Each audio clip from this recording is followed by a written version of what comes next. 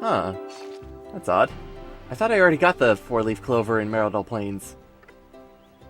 I guess I didn't. Well, it's in the western part of Meridal Plains anyways, if you have not gotten it yet. By the river. Hello everyone and welcome back to Neopets, the Darkest Faerie.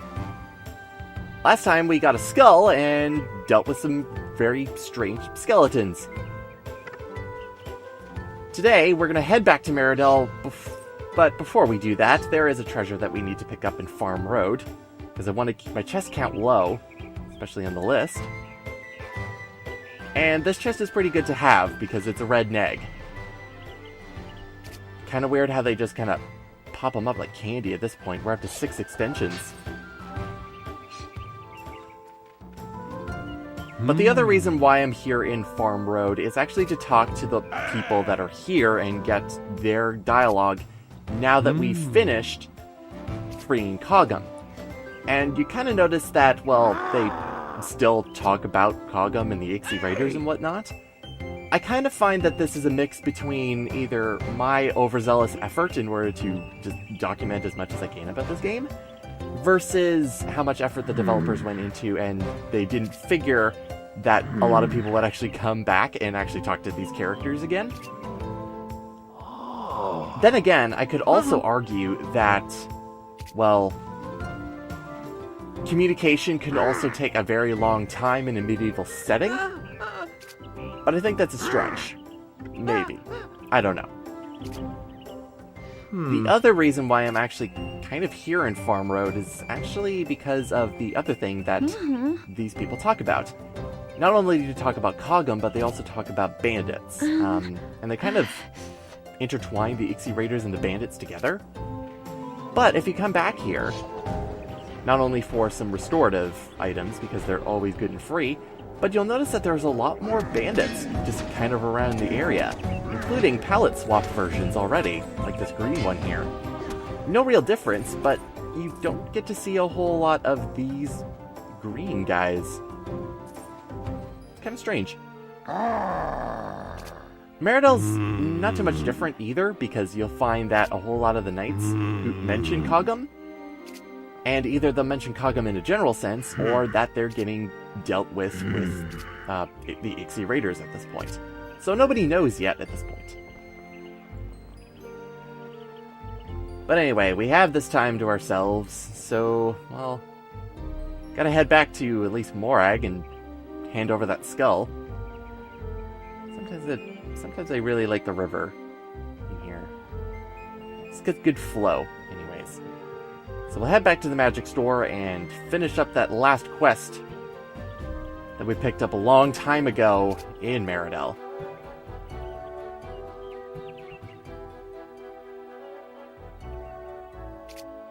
As a matter of fact, it took me a while, but I did find a place finally in order to get you that skull. It helped that he was also a skeleton.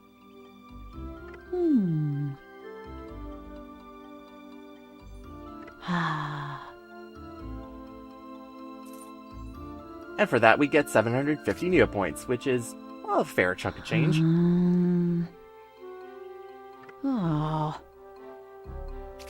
And, well, neither am I. I think she's probably talking about the ones that she also has documents kind of around the shop about. But yeah, we can't buy it, even though we definitely have the disposable income in order to do so right now. But yes, at this point, there's not much else to do. We have the Golden Rose, we have an Illisen's Glade treasure, but that we can't get to at this point, as well as the Shadow Glen treasure. So, not much else to do, other than to finally go and report back to the king. So it's off to the castle we go. Hi guys! Keeping watch over the grandiose size of the whole place? We haven't even searched the entire castle yet. There's still that 4th floor to go. Maybe we'll finally get in there. Who knows?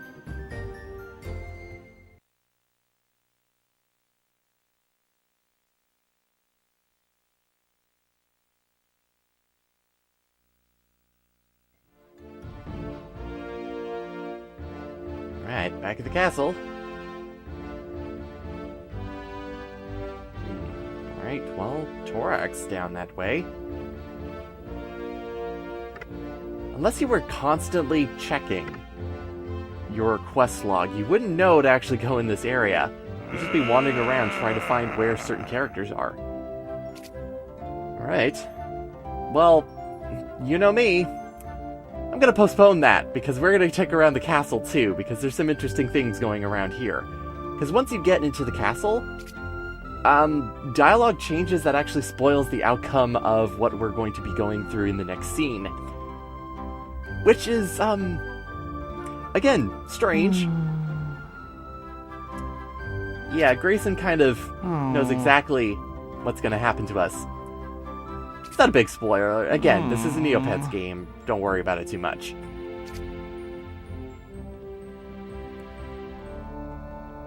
But you kind of notice that if you go around the castle and look at the very specific people who actually give you something to say, they already treat you like the scene has already actually happened. So it's like you can't actually interrupt the poker game, or you'll find that other people treat you differently, like the servants or the lords.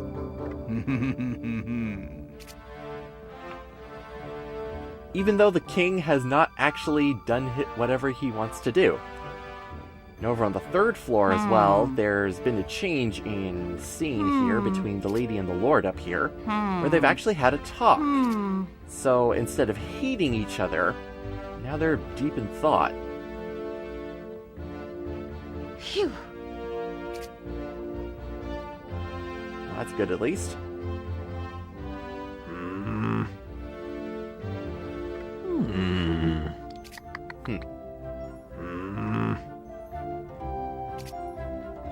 Alrighty then. But what about the 4th floor?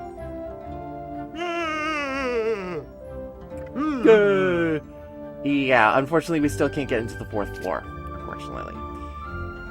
Kinda sucks. He's gonna have to be either gone or something else is gonna happen in order to get up to that place. So, let's have Torak pop in, once again, and actually head into the king's throne room.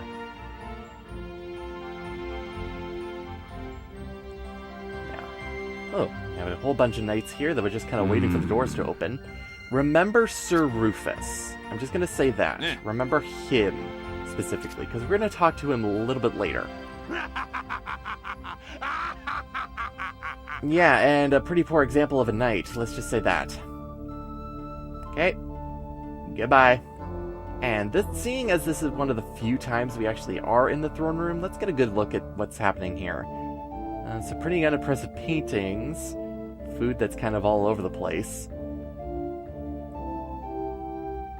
Like, the pictures are so blown up, it almost becomes like a game of mystery pick.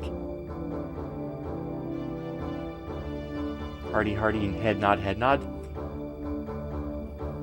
And either the king really likes his chair, or he's really impatient.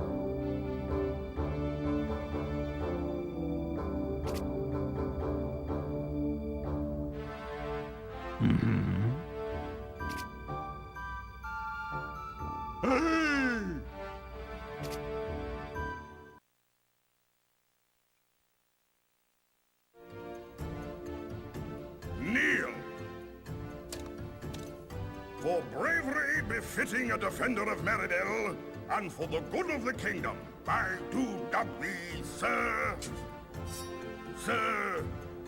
Well, spit it out, boy! What's your name? Tormund, sir, or your majesty.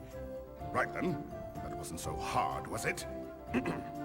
Sir Tormund, defender of the kingdom and knight of the realm. 3rd class. Hail Tormund, knight 3rd class.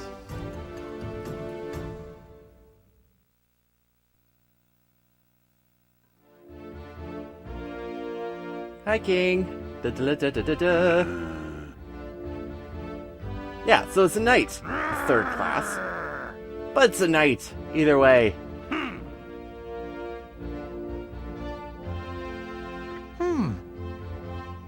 Fantastic.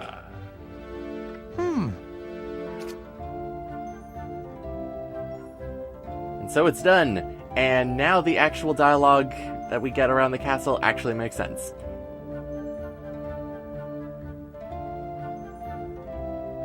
This throne room has a whole lot of extra stuff, like a fireplace that's really in a weird spot. A book that we can't really decipher.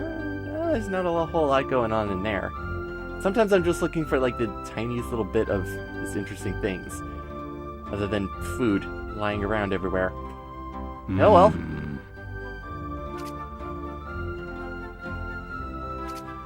Whenever you feel like it.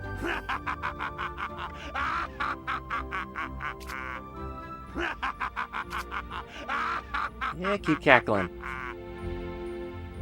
And, sir? I'm pressing square, but it's not working. Hello?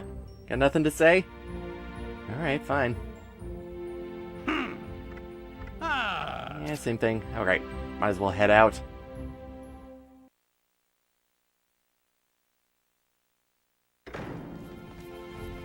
My lord, a messenger from Illison. What does that fern-covered forest fairy want now? King Skarl, I come to report that the glade is under attack. Illison needs the help of Meridel. What? Who would dare attack Illison? It's the Werloop King, Your Majesty. The Werloop King? The last time he moved against her, she turned him into a doggle fox for an entire month! Guards, take this lying little no-name and throw him into the moat. Wait! Illison hasn't been herself lately. She's been secluded inside the glade and few have seen her. Dark clouds have gathered above her trees. You must have seen them. It's true, my lord. We've seen such clouds as he describes. We assume that it was Illison's work. She's not known for doing any dark conjurations, which makes this disturbing news indeed. Right then. You heard the man. Knights of Meridel, let's ride! Thank you, my lord.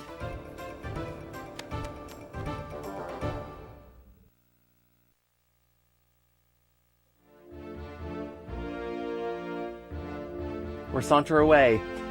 That's what riding means. So 3 of them went, but Torok was also in the group, but we get to talk to him anyways. It's saying that we have to get some sleep though, so I guess we can't go to Illison? Man. Don't bow that way. Oh well.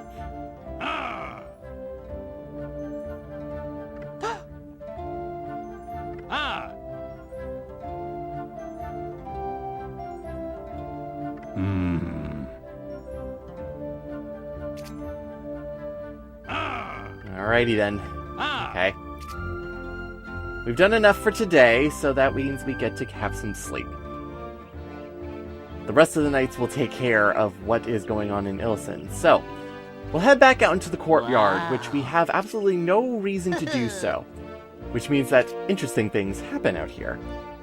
Lawrence, because we sided with him for Pernella's quest, is still looking forward to actually seeing her. But if we talk to Pernilla, a different story comes up. Which can be taken one of 2 ways. She yearns for Cadmere. Which can mean, one of 2 things, except it's a little bit weird. Cadmere's still mad at Lawrence. But Pernilla is wanting Cadmere, and is mentioning that Cadmere is gone. And I'm just going to mention at one point that one of the knights that goes out to Illison's Glade is Cadmere. Pernilla thinks he's already gone, except he isn't. But that also means that Pernilla wants Cadmere more, which means that the entire purpose of her side quest, which has such a small window, actually has no point to it. Man, this game is good. But there is one more knight that we actually have to talk to out here, who was in the throne room. Remember Sir Rufus? His dialogue is probably the worst of all. He thinks we haven't actually gone to Cogum at all when he's out here in the courtyard. We're still a squire, even though he congratulated us for being a knight. Good. It's good. It's good times. Good times. Good game. Good game. He's not the only one either in order to do this.